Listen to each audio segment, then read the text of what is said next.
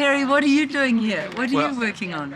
Well, some sort of after-hours lighting system that will last more than a few minutes. When this has only got one single-cell battery in it, and I don't think it would last long. But the problem is that all of the stuff is ultra-low voltage, and you can't really stick a car battery on it to make them run longer.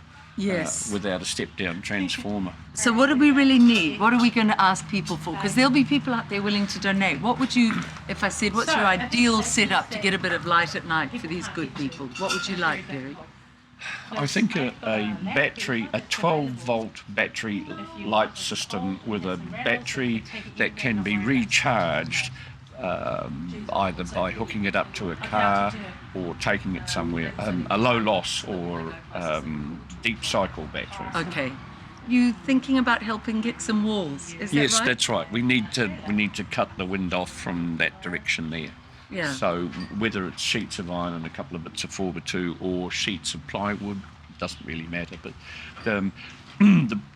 if we're going to get a change in the weather and the temperature's going to drop, I considered shade cloth because that would let light in, but the problem is that it will also let some wind in. Yes, yes. But So as soon we as you might put a need- solid wall up there, then you cut down the natural light, and it's just a trade-off. Yeah, we might be able to get some windows. Who knows what people might donate? People are very generous. What are you hearing locally, Perry? What are you hearing Well, from the locals?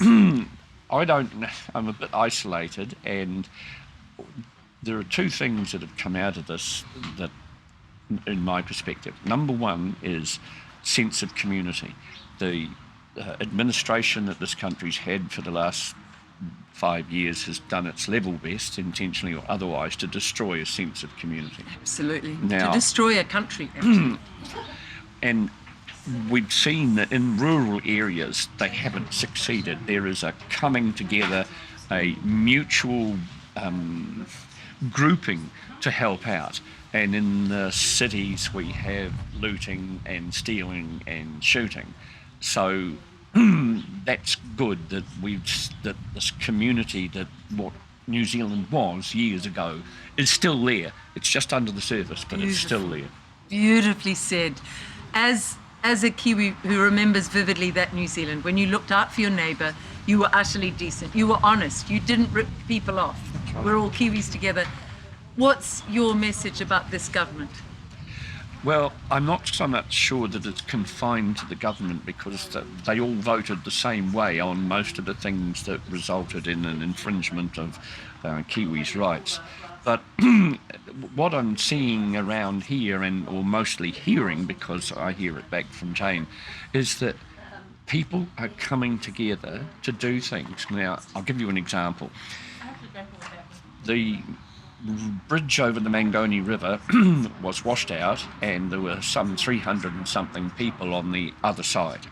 And they managed to rig up a line across the river, and they had a clip and a tied to a zephyr, and they would put provisions in there, and then some guy would just go like this to get across to the other side of the river, and then come back and get another load, and so on. And they started a 5 square store up there. What they did, as to my understanding, is they all emptied their pantries and their fridges and the freezers, and they picked a particular wool store, and everything got taken there.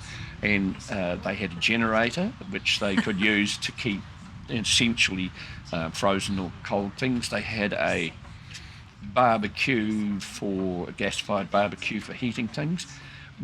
Everything went into the store with nobody asked for any payment, and then the community just drew from it as they needed it. And that, to me, epitomises that lost character that has been prompted by the divisions that have been fostered by the administration. And I say that because I think it's wider. On all these votes, it's not as if the opposition was any sort of opposition. No, it's not. You're very awake. And the biggest problem I see is bureaucracy. That's the biggest impediment to success. The example I gave to you, Jane would arrive there with food, and within a period of time, it would all be emptied out of the vehicle and across the other side of the river. And then on the last visit she got there were people wandering around with high-vis vests and walkie-talkies, and it took twice as long. Yes, That is the problem, the bureaucrats. The bureaucrats are not doing it. What you're articulating is what a lot of Kiwis are talking about, Perry. We rebuild this country ourselves, person to person. What would you like to say to Kiwis watching this? Just say it right down there, Perry. Sense of community. Get back your sense of community.